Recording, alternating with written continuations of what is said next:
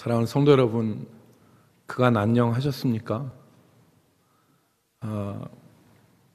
안녕하시냐는 인사가 요즘처럼 무게감 있게 느껴지는 때가 없었던 것 같습니다.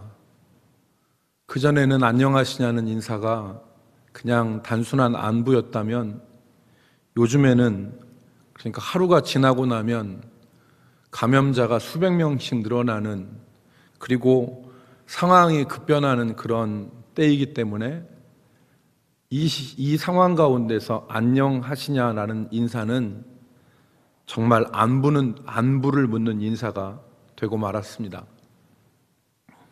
지금 가정에서도 우리 성도들이 이 예배에 참여하고 계시고, 또 주일학교 학생들도 이 예배에 같이 참여하고 있습니다.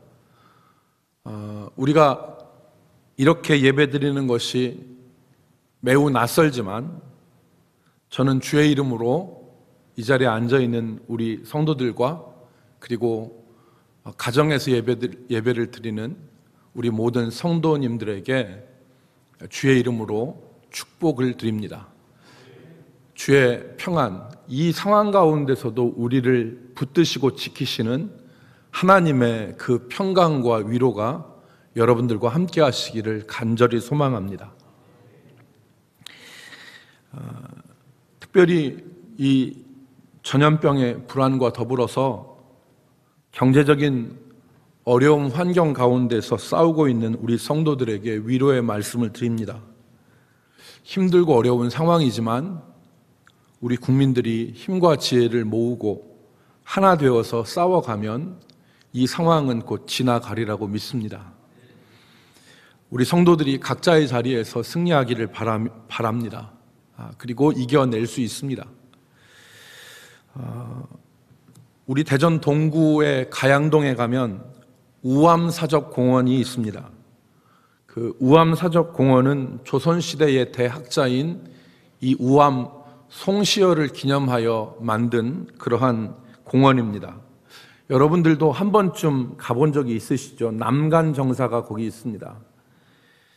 이 공원 안에 그 박물관이 있는데, 이 박물관에 초구라고, 그러니까 담비의 모피로 만든 그 지금 화면에 나오는 가죽옷 한 벌이 전시되어 있습니다. 물론 저것은 담비 가죽으로 만든 것이지만 모조품입니다. 그러니까 진품은 지금 거기에 있지 않습니다. 그런데 이 담비 가죽으로, 담비의 모피로 된 가죽옷이 한 벌이 전시되어 있는데, 효종이 당시 송시열에게 하사했던 옷입니다. 효종이 왜 송시열에게 이 담비의 모피로 만든 옷을 하사했을까요?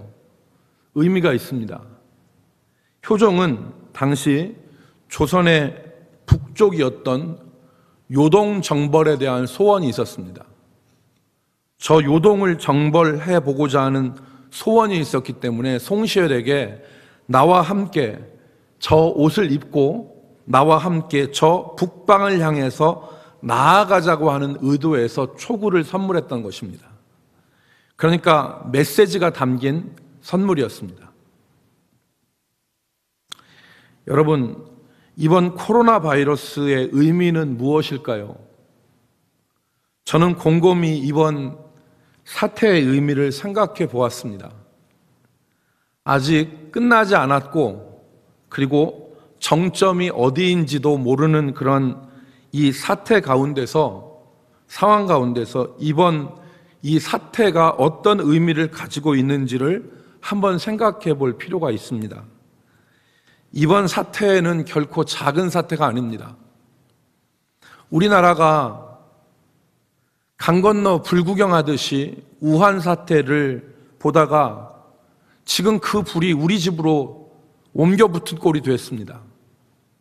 전에 우한에서 이 우한 사태, 바이러스가 우한 지역에 창궐할 때 우리는 강 건너 불 보듯이 그것을 봤습니다. 그런데 지금 그 불이 우리 집에 붙었습니다. 하루가 다르게 감염자가 속출하고, 대구 경북은 물론이거니와 전국이 방역의 문제만이 아니라 지금 심각한 경제난에 처해 있습니다. 마스크 품귀 현상이 발생해서 여러분 뉴스에서 보신 것과 같이 할인점을 몇 번이나 감쌀 만큼의 줄을 서고도 사람들이 마스크를 구하지 못하는 상황이 벌어졌습니다.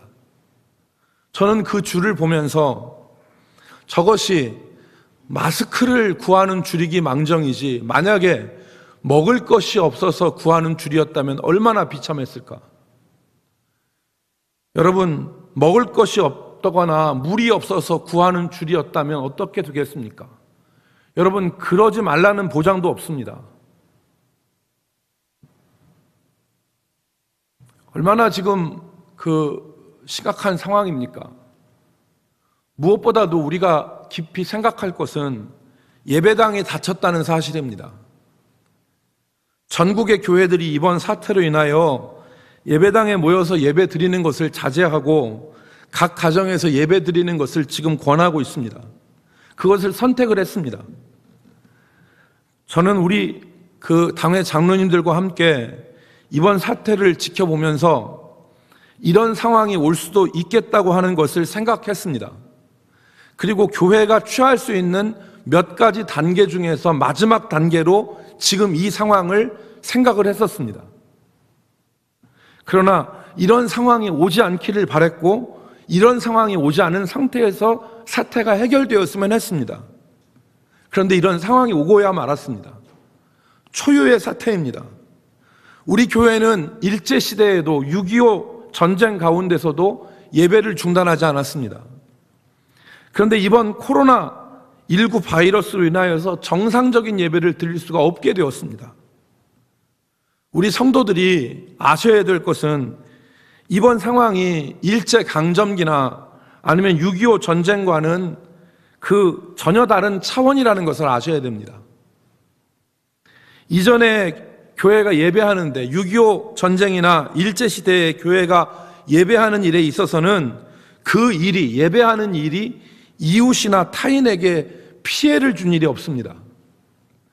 예배 드림에 있어서 교회가 핍박을 감수하고 예배를 하였던 것이고 다른 상황을 고려할 것이 없었습니다.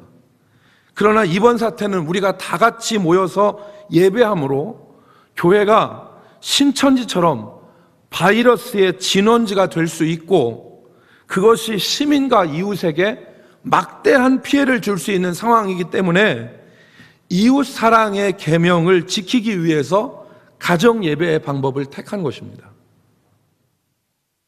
그러나 엄밀하게 말해서 예배당의 문은 자의에 의해서, 타의에 의해서, 상황에 의해서 닫혔다고 보는 것이 맞습니다. 왜 이런 일이 일어났을까요? 우리는 의미를 해석을 해야 됩니다.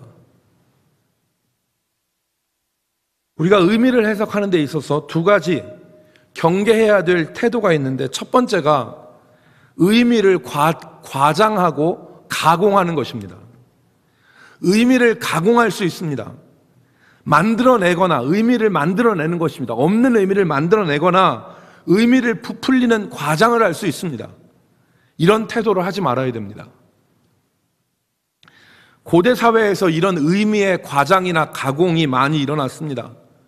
지진이나 일식, 해가 가리워지는 일식이나 수많은 시간 동안에 가뭄 같은 것이 자연재해나 천재지변 같은 것이 일어나면 이것들을 정치적으로 이용해서 백성들을 두렵게 하고 공포로 몰아가는, 그래서 자신의 목적을 이루고자 하는 그런 의도들이 있었습니다.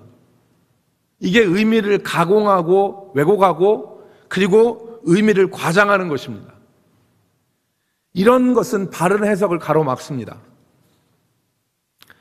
둘째, 우리가 주의해야 되고 경계해야 될 태도가 있는데 그것이 의미의 부정입니다. 분명 그 사건에는 의미가 있고 메시지가 들어있는데 이거를 부인하고 부정하는 것입니다. 그거 의미 없다, 부정하는 것입니다. 의미는 분명히 있는데 의미를 부정하고 부인하는 것입니다. 토마스 하디의 소설 가운데 미천한 주드라고 하는 그런 소설이 있습니다. 저는 영화로 보았는데요, 이 작품은 매우 종교적인 메시지를 담고 있는 작품입니다. 19세기 영국을 배경으로 영국에 한참 하나님을 부인하는 무신론에 빠져 있을 때 쓰여진 소설입니다. 주인공 주드는 어린 시절 부모님을 여였는데 고모가 그를 사랑으로 길러서 잘 자라게 했습니다. 주드가 청년이 되었습니다. 근데 주드는 자라면서 믿음을 잃어버립니다. 하나님을 부인하고 수라고 하는 유부녀와 불륜에 빠지게 됩니다. 결국 그 여인의 남편의 가슴에 못을 박고 둘이 동거를 시작합니다. 당시 사회가 그런 불륜을 인정하지 않아서 직장을 구할 수 없고 생활고에 시달리게 되는데, 그런 어려운 가운데서도 주드는 아랑곳하지 않습니다. 결국 생활고에 시달리면서 이 주드가 전처와 낳은 한 10살 정도 아들이 있었는데, 이 주드의 아들이 수하고 주드 사이에 난 어린 동생을 목졸라 죽이고 자기도 목을 매서 죽습니다. 자살을 합니다. 이 아이가 목 매달린 것을 바라본 이 두 부부의 마음이 어떻겠습니까?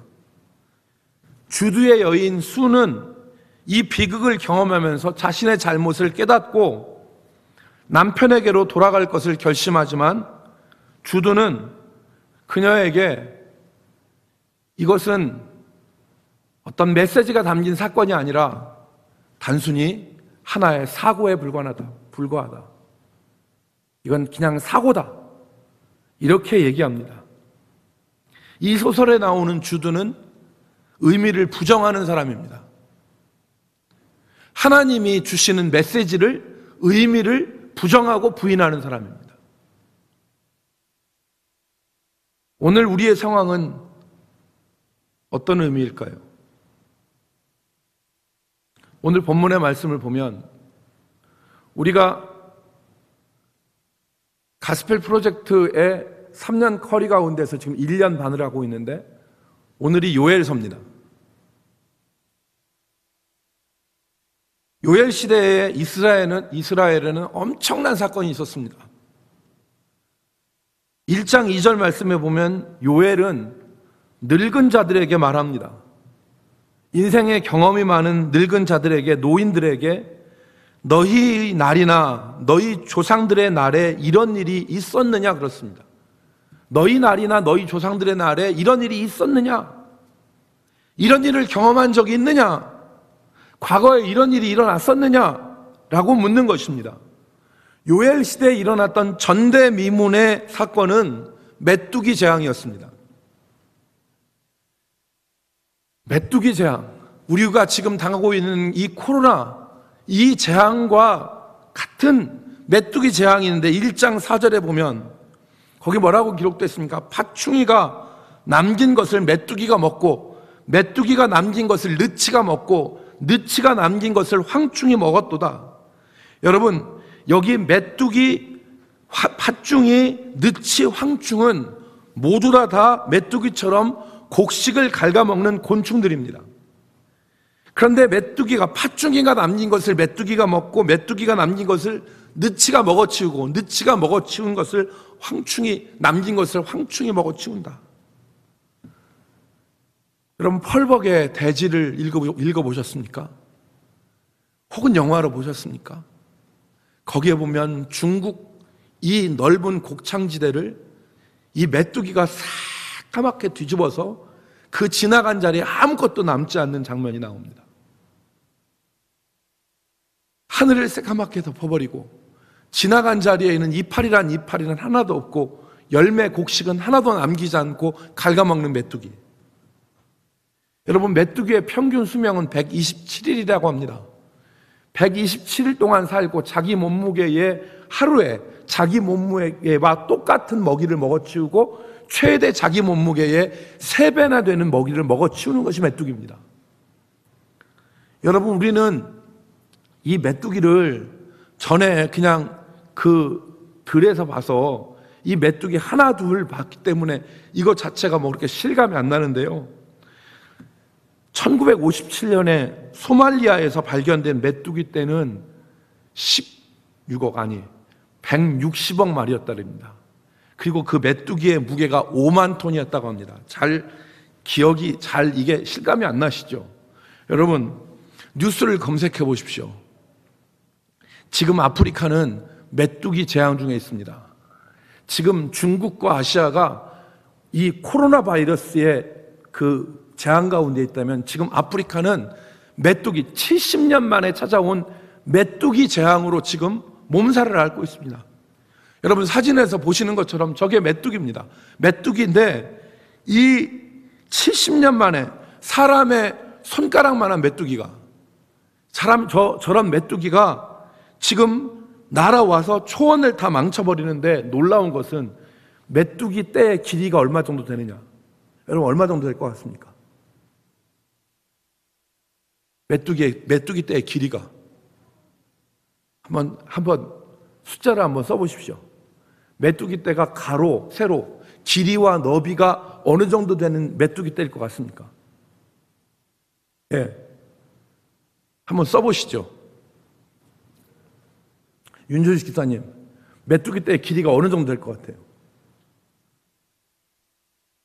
한 10kg, 1kg. 네, 많이 쓰셨습니다. 10kg, 1kg. 여동 장로님, 메뚜기 떼의 길이가 어느 정도 될 것 같습니까? 3kg에서 5kg 정도 되실 것 같아요. 3kg 정도, 5kg 되면 대전시 한 절반은 덮나요? 그죠?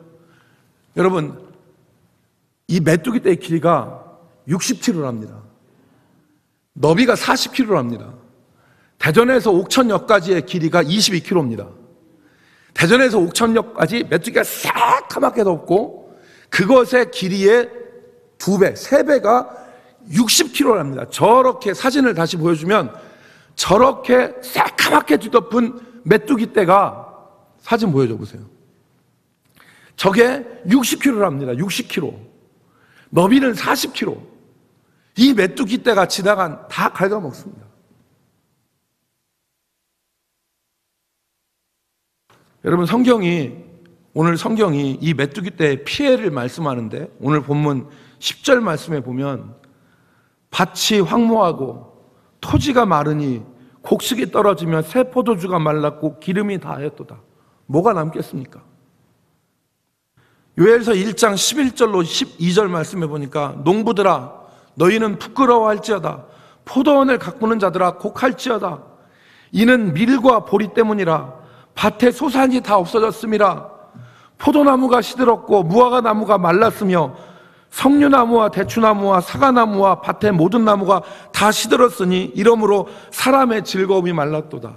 이 메뚜기 떼가 다 나무의 껍질까지 다 갉아먹는 겁니다. 밭에 밀과 보리가 없습니다. 심각한 것은 이런 상황에서 성전에서 드리는 소제와 전제가 끊어진 것입니다.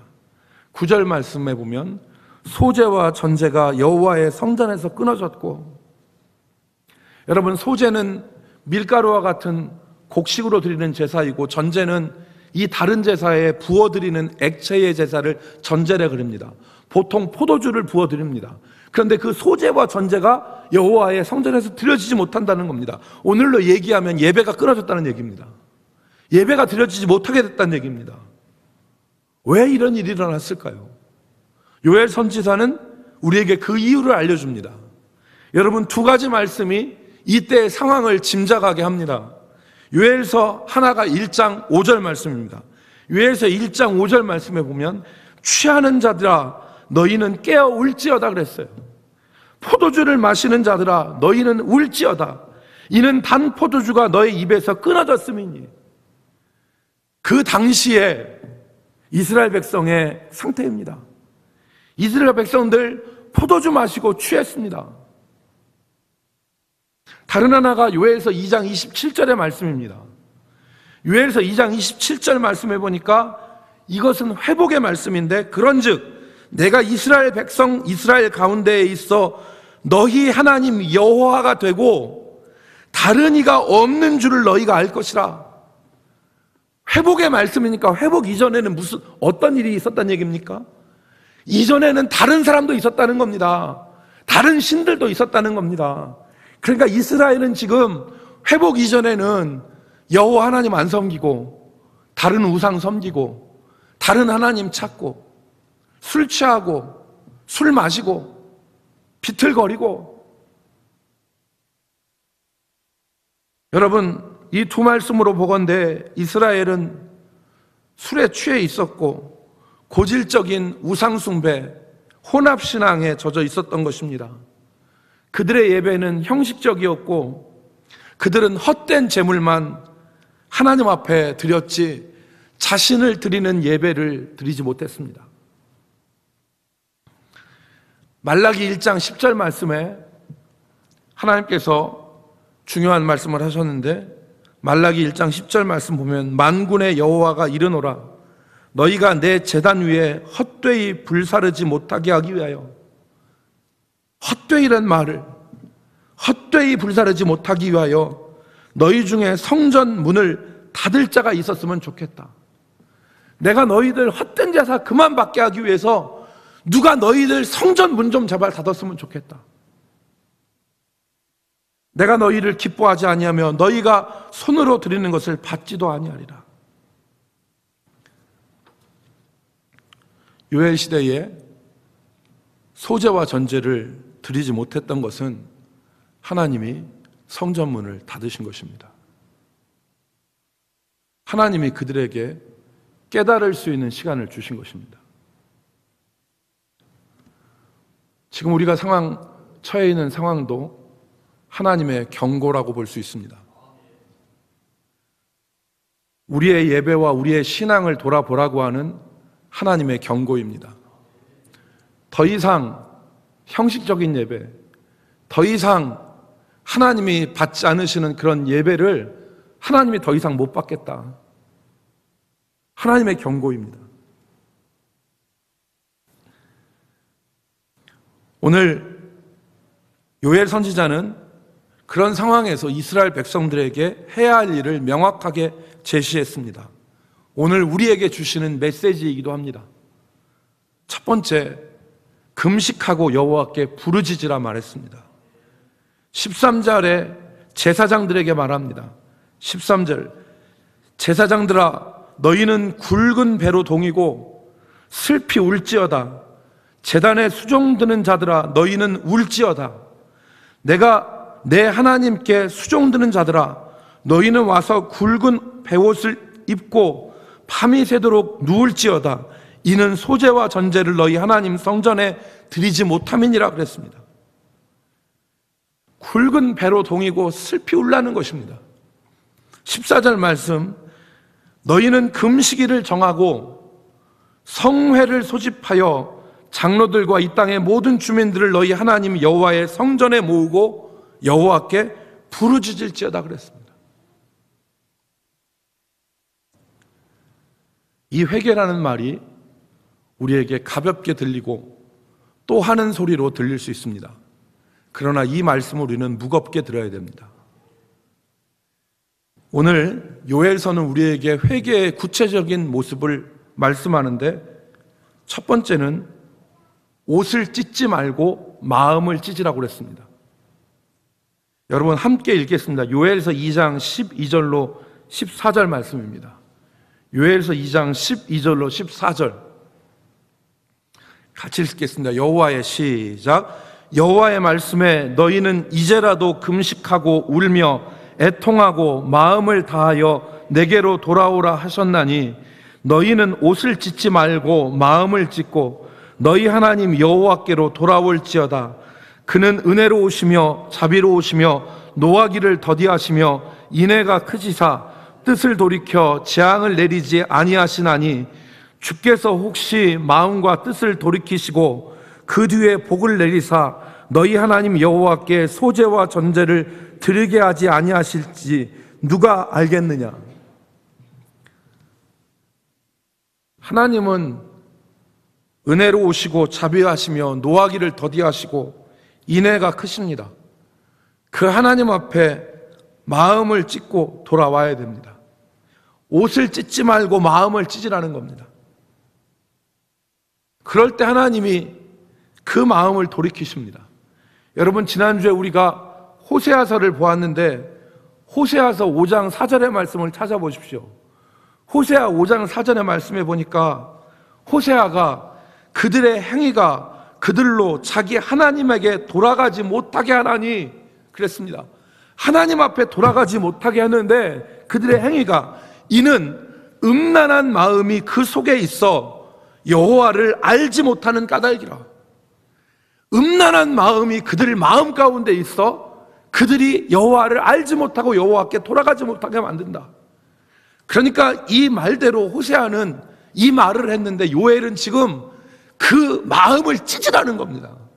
옷을 찢지 말고 마음을 찢어라. 하나님께 돌아가지 못하게 하는 그 음란한 마음, 이 음란한 마음은 성적인 음란이라기보다는 종교적인 부정입니다. 하나님 외에 다른 것이 가득 차 있는 그 마음을 찢어버려라. 둘째, 이 회개는 누구라도 다 해야 됩니다. 이 회개의 메시지를 들을 때 내가 아니라 목사님이 회개해야 돼. 내가 아니라 집사님이 회개해야 돼. 내가 아니라 장로님이 회개해야 돼. 내가 아니라 내 남편이 회개해야 돼. 내가 아니라 우리 집 애들이 회개해야 돼. 우리는 회개의 대상을 전부 다 다른 사람으로 돌려버립니다. 그런데 오늘 요엘서에는 이 회개에는 예외가 없다, 열애가 없다, 모두가 해야 된다. 여러분 2장 15절 말씀에 보면 요엘 선지자가 회개의 성회, 금식의 성회에 나팔을 불어서 사람들을 소집하라고 그랬습니다. 그런데 16절에 보니까 그 대상이 나옵니다. 백성을 모아 그 모임을 거룩하게 하고 장로들을 모으며 어린 이와 젖 먹는 자를 모으며 신랑을 그 방에서 나오게 하고 신부도 그 신방에서 나오게 하라고 그랬습니다. 여러분, 여기 회개의 대상자에 나오는 사람들은 누구입니까? 첫 번째 그룹이 장로들이라고 그랬습니까? 그들을 나오게 하라는 겁니다. 그런데 예상치 않은 사람들을 언급하고 있습니다. 요엘 선지자가 어린이와 젖먹이를 나오게 하라는 겁니다. 여러분, 어린이와 젖먹이는 이스라엘 백성들 숫자에 안 들어갑니다. 전쟁할 때도 20세 이하의 사람들은 쳐주지도 않았습니다. 그런데 회개를 하는데 나팔을 부는데 젖먹이와 어린아이 나오라는 겁니다. 또 누구를 언급합니까? 신부를 그 신방에서 나오라고 했습니다. 신랑과 신부는 결혼한 지 1년이 안 되면 전쟁터에도 안 데려나갔습니다. 모든 거 다 면제해 줬습니다. 그런데 신랑을 그 신방에서 나오고 신부를 그 신방에서 나오게 하라는 거 아닙니까? 무슨 말입니까? 예외가 없다는 말입니다. 이 회개의 자리에는 아무도 예외가 없다. 여러분 18절 말씀해 보십시오. 18절 중요한 말씀이 있습니다. 같이 읽습니다. 그때 시작. 그때에 여호와께서 자기의 땅을 극진히 사랑하시어 그의 백성을 불쌍히 여기실 것이라. 그때에 어느 때입니까? 회개할 때, 마음을 찢고 누구나 예외가 없이 하나님 앞에 회개할 때, 그때 하나님께서 그 땅을 불쌍히 여기셔서 극진히 사랑하시고 그의 백성을 불쌍히 여기실 것이라.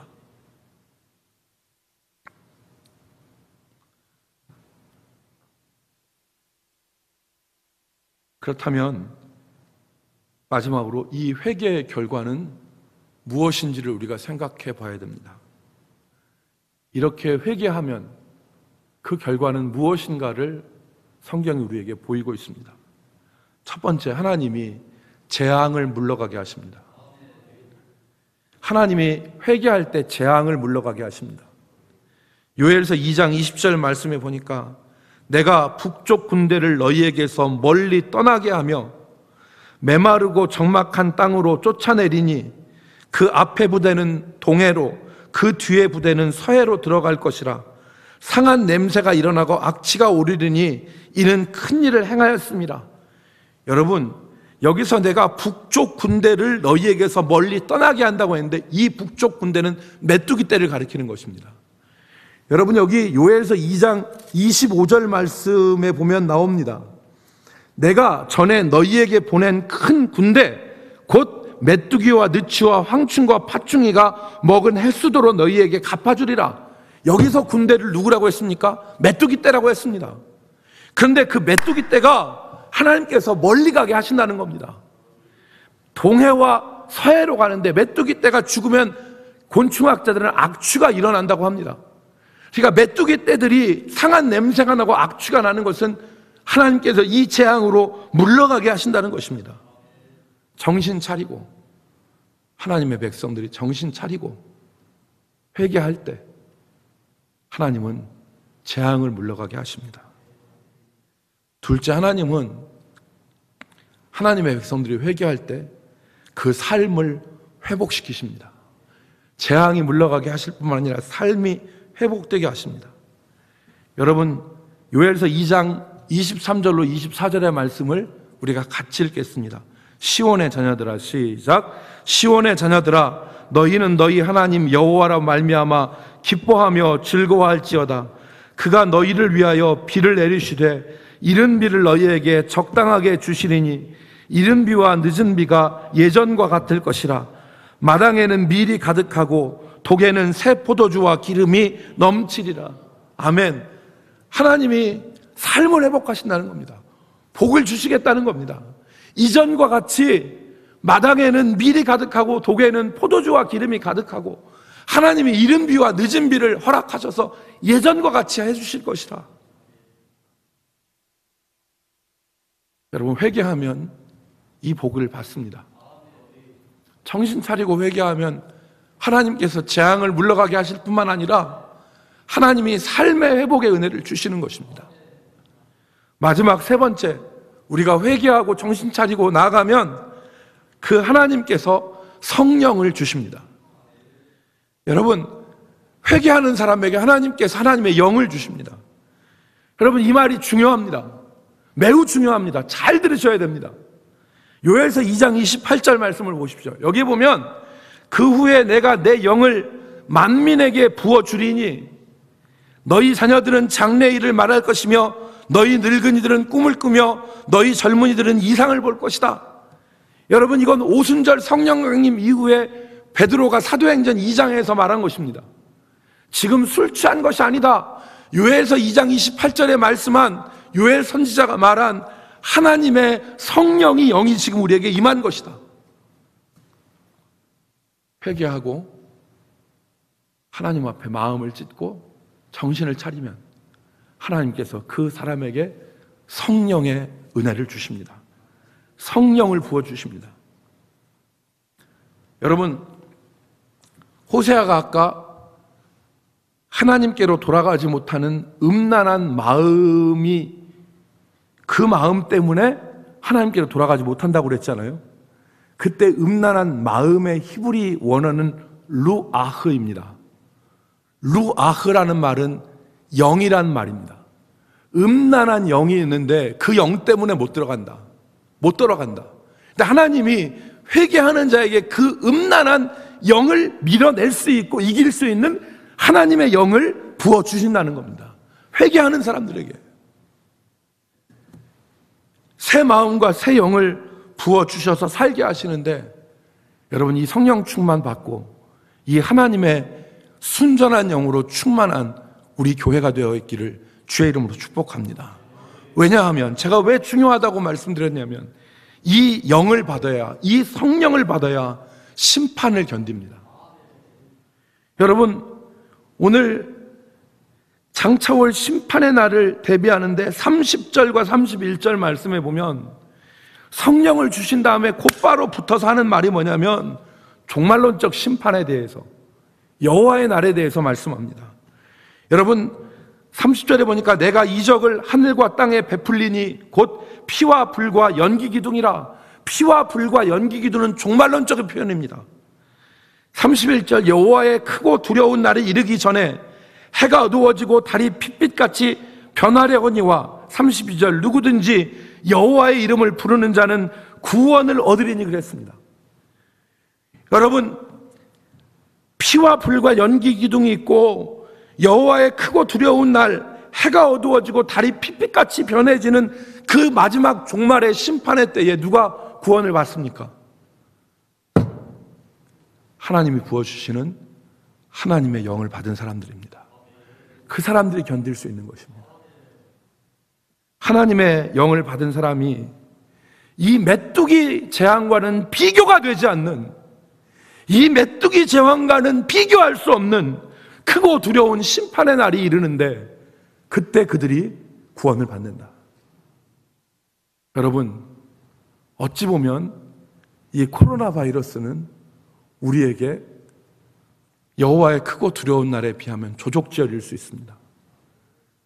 이건 아무것도 아닐 수 있습니다. 누가 그 크고 두려운 날에 구원을 받을 수 있습니까? 회개하여 마음을 찢고 그리고 하나님 앞에 나가서 하나님의 영을 받은 사람들이, 마음이 새로워진 사람들이, 하나님의 영으로 충만한 사람들이 그 심판을 견딜 수가 있는 것입니다. 사랑하는 성도 여러분, 오늘 우리는 이 재앙을 어떻게 해석하고 그리고 그 의미는 무엇이고 우리가 해야 할 일은 무엇인가에 대해서 말씀을 같이 나누었습니다. 마음을 찢고 여호와께로 돌아가십시오. 그리하면 은혜로우시고 자비로우시고 노하기를 더디하시고 인애가 풍성하신 그 하나님이 뜻을 돌이키셔서 우리에게 하나님의 은혜를 회복하는, 새롭게 하시는 그러한 역사를 허락하여 주실 것입니다. 우리 모든 성도들이 이 은혜 안에 살아갈 수 있기를 주의 이름으로 축복합니다. 기도하겠습니다. 하나님, 소재와 전제가 끊어지고 하나님 앞에서 드리는 예배가 닫혀졌을 때 그 재앙 가운데서 우리는 무엇을 생각하며 어떻게 하나님 살아야 될 것인가를 오늘 말씀을 통해서 들었는데, 이것이 과장되거나 가공되는 메시지가 아니고 이것이 또한 하나님의 의미를 부정하고 부인하는 태도가 아니라 정말 하나님이 말씀하시는 의미와 메시지를 담고 그것을 깨달아서 살 수 있는 복된 우리의 생각과 해석이 되게 하여 주시옵소서. 마음을 찢고 하나님의 영을 받아 이제 닥쳐올 저 여호와의 크고 두려운 날들을 견디며 그 가운데 구원을 받을 수 있는 자들 되게 하여 주옵소서. 예수님의 이름으로 기도 올리옵나이다. 아멘.